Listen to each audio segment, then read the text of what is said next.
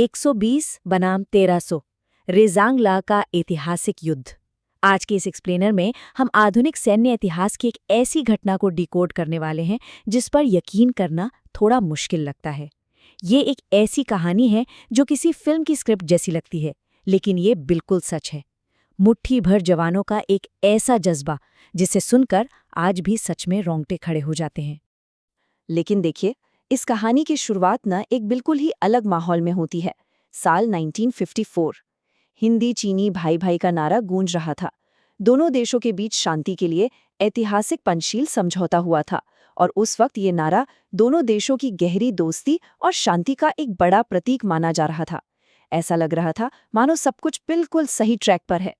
पर फिर अचानक ये शांति का भ्रम एक ही झटके में टूट गया। 80,000। जी हाँ, ये कोई छोटा नंबर नहीं है। 20 अक्टूबर 1962 की सुबह 80,000 चीनी सैनिकों की एक विशाल फौज ने बिना किसी चेतावनी के 2 मोर्चों पर एक साथ धावा बोल दिया। वो दोस्ती, वो शांति का समझौता, सब कुछ ताश के पत्तों की तरह बिखर गया। दरअसल पर्दे के पीछे हालात बहुत तेजी से बिगड़ रहे थे। 1954 के शांति समझौते के बाद भी 1957 में खुलासा हुआ कि चीन ने अक्साई चिन से होते हुए चोरी छिपे एक रणनीतिक हाईवे 219 तैयार कर लिया है। फिर 1959 में दलाई लामा को भारत में शरण मिलने से ये तनाव और भी ज्यादा गहरा गया। इसके जवाब में दोनों देशों ने फॉरवर्ड पॉलिसी अपनाई, अपनी चौकियां आगे बढ़ानी शुरू कर दी, और नतीजा अक्टूबर 1962 में ये पूरा तनाव एक सीधे युद्ध में बदल गया। Section 1, deployment at Rezangla. अब इस पूरे मोर्चे की सबसे दिलचस्प बात पर आते हैं। यहाँ 13 कुमाऊं रेजिमेंट की चार्ली कंपनी तैनात थी। इसमें कुल जमा 120 सैनिक थे, और इनमें से ज्यादातर हरियाणा के अहीरवाल इलाके के किसान और पशुपालक परिवारों से आते थे। इन्हें 16,446 फीट की भयंकर ऊंचाई पर चुशूल एयर स्ट्रिप को बचाने की जिम्मेदारी दी गई। जरा सोच कर देखिए, तापमान -30 डिग्री, शरीर को जमा देने वाली बर्फीली हवाएं, और इन जवानों को हाई ऑल्टीट्यूड पर लड़ने की सिर्फ 24 दिन की ट्रेनिंग मिली थी। और अगर हम दोनों तरफ की ताकतों की तुलना करें तो जमीन आसमान का फर्क था। एक तरफ हमारे सिर्फ 120 जवान, वो भी द्वितीय विश्व युद्ध के जमाने की पुरानी 303 राइफलों के साथ। रेडियो की बैटरियां तक ठंड से जम चुकी थीं और पीछे से कोई तोपखाने का सपोर्ट नहीं था। और दूसरी तरफ हजारों की तादाद में दुश्मन सैनिक, जिनके हाथों में आधुनिक SLR राइफलें और 75 मिलीमीटर की भारी तोपें थीं। मतलब युद्ध शुरू होने से पहले ही तकनीकी और संख्या के मामले में ये मुकाबला पूरी तरह से एक तरफा दिखाई दे रहा था। ऊपर से ये 120 जवान किसी एक जगह पर इकट्ठा नहीं थे, बल्कि लगभग 2 किलोमीटर चौड़े एक बड़े इलाके में फैले हुए थे। इसे ऐसे समझते हैं, उत्तर की तरफ प्लेटून 7 सुरजाराम के नेतृत्व में थी, प्लेटून 8 दर्रे यानी पास पर हरिराम के साथ, प्लेटून 9 बिल्कुल बीच में रामचंद्र के पास, और पीछे की तरफ रिवर्स स्लोप पर रामकुमार यादव का मोटर सेक्शन तैनात था। इतनी बड़ी जगह और इतने मुट्ठी भर सैनिक, इससे साफ पता चलता है कि वो सब वहां कितने अकेले और अलग थलग पड़ गए थे।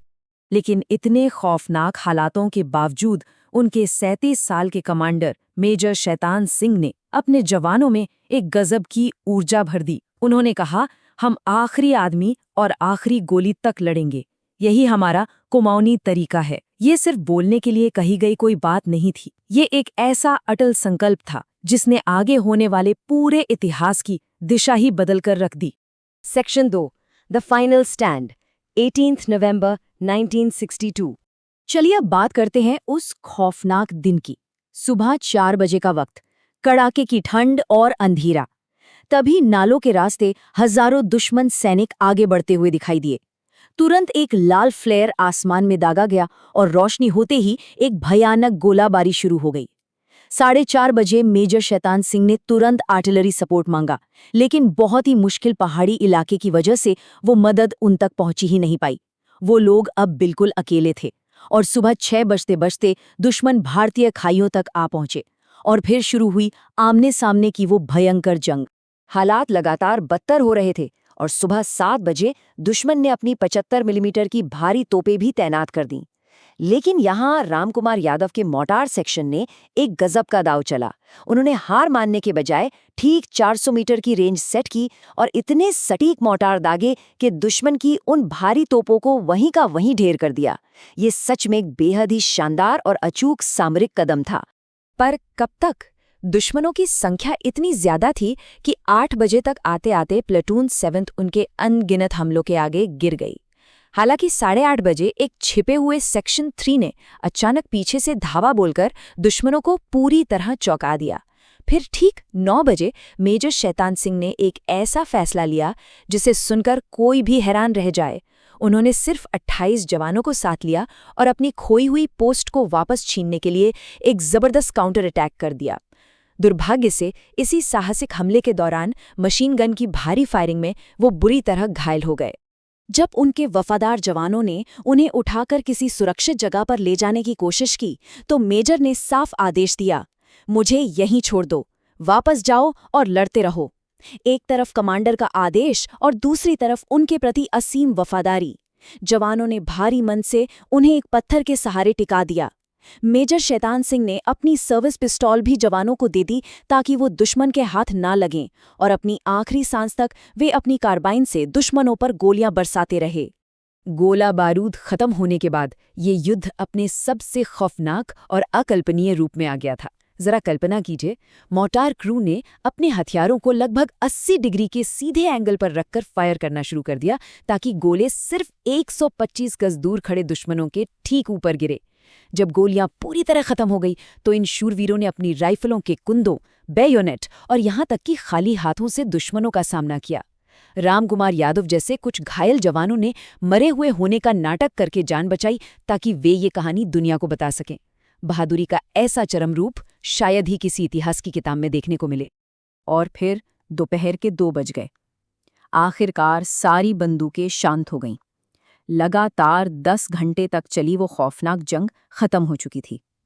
अब रेजांगला के उस बर्फीले मैदान में सिर्फ और सिर्फ ठंडी हवाओं की साइंसाएं बची थीं। Section 3, legacy and aftermath. युद्ध के करीब 3 महीने बाद 10 फरवरी 1963 को एक खोजी दल उस जगह पहुंचा और उन्होंने जो देखा वो सीधा दिल में उतर जाने वाला था। बर्फ में जमे हुए 109 भारतीय जवानों के शव खाइयों में मिले। सबसे बड़ी बात यह थी कि उनकी उंगलियां अभी भी ट्रिगर पर जमी थी और हाथों में अपनी बंदूकें पूरी मजबूती से जकड़ी हुई थी। ये इस बात का सबसे बड़ा और मार्मिक सबूत था कि उन्होंने जो कहा था वो कर दिखाया। उन्होंने सचमुच अपनी आखिरी सांस और आखिरी गोली तक डटकर लड़ाई लड़ी। और उनकी इस बेजोड़ बहादुरी को किसी और ने नहीं बल्कि खुद दुश्मन सेना ने भी माना। कुछ भारतीय सैनिकों के शवों पर दुश्मनों ने अपनी तरफ से कंबल उड़ाए हुए थे और उन पर खत छोड़े थे। उन पर्चियों पर लिखा था, यहाँ एक बहादुर भारतीय सैनिक शहीद हुआ है। अब सोचिए, जब एक दुश्मन भी आपकी बहादुरी के आगे नतमस्तक हो जाए तो तारीफ के लिए और क्या शब्द बचते हैं। 1300, जी हाँ, ये एक अनुमान है कि महज 120 भारतीय जवानों ने अपने अदम्य साहस से लगभग 1300 से 1400 दुश्मन सैनिकों को मार गिराया। सामरिक और रणनीतिक नजरिए से देखा जाए तो ये एक ऐसा अकल्पनीय आंकड़ा है जो इस पूरी लड़ाई को हमेशा हमेशा के लिए सैन्य इतिहास में अमर बना देता है। इन 120 वीरों के इस तरह दीवार बनकर खड़े हो जाने का सीधा असर ये हुआ कि चुशूल की तरफ दुश्मन का बढ़ना पूरी तरह रुक गया।